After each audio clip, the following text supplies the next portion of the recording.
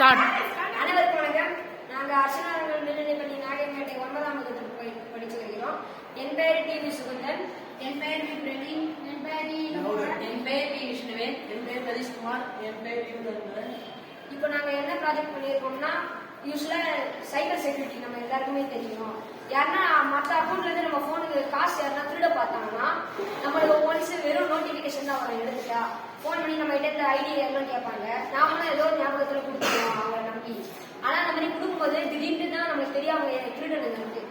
எடுத்த மாதிரி நம்மளுக்கு வெறும் நோட்டிஃபிகேஷன் மட்டும் தான் வரும்.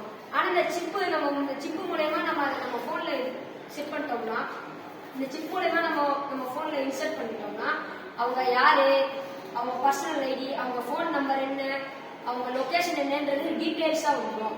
இது என்னதுன்னா எடுத்த உடனே நம்மளுக்கு மெசேஜாக கூட வந்துடலாம், இல்லை அலாரம் மாதிரி கூட வரலாம்.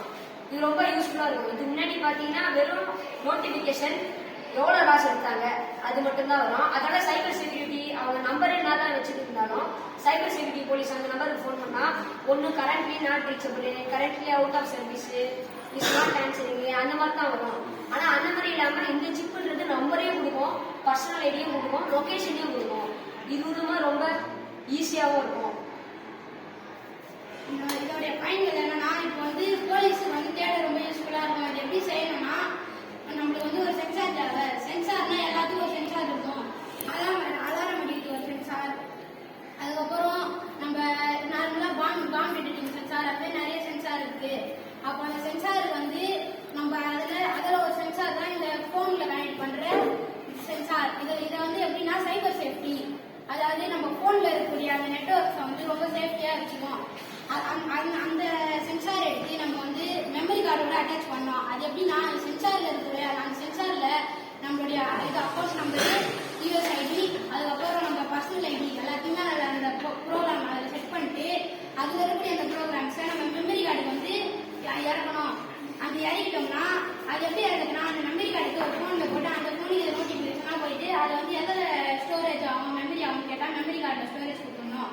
அந்த மெமரி கார்டில் ஸ்டோரேஜ் கொடுத்ததுக்கப்புறம் அந்த மெமரி கார்டு கட்டி நம்ம வந்து இன்னொரு ஃபோனில் போட்டு யூஸ் பண்ணோம்னா அது நமக்கு ஒரு இதுவாக சேஃப்டி கேஜெட்டாக யூஸ் ஆகும். அது எப்படி யூஸ் ஆகும்னா, இப்போ நம்ம வந்து ப்ரோக்ராம் கொடுத்துட்டோம். இப்போ கதவு தந்தா எப்படி அலாம் அடிக்குது அதே மாதிரி தான் இருக்கும். நம்ம அக்கௌண்ட் நம்பரை நம்மளுக்கு கேட்காத வேற யாருன்னா வேற நம்பர்ல இருந்து தந்தாங்கன்னா நம்மளுக்கு நோட்டிஃபிகேஷன் வரும். அது எப்படி வரும்னா, இது ஃபர்ஸ்ட் சொன்ன மாதிரி தான் லொக்கேஷன் வரும், அவருடைய பர்சனல் ஐடி வரும், ஃபோன் நம்பர் வரும், லொக்கேஷன் வரும், எல்லாமே வந்துடும். இப்போ நம்ம இது வந்து ரொம்ப சைபர் போலீஸ் வந்து ரொம்ப யூஸ்ஃபுல்லாக இருக்கும். தேங்க்யூ.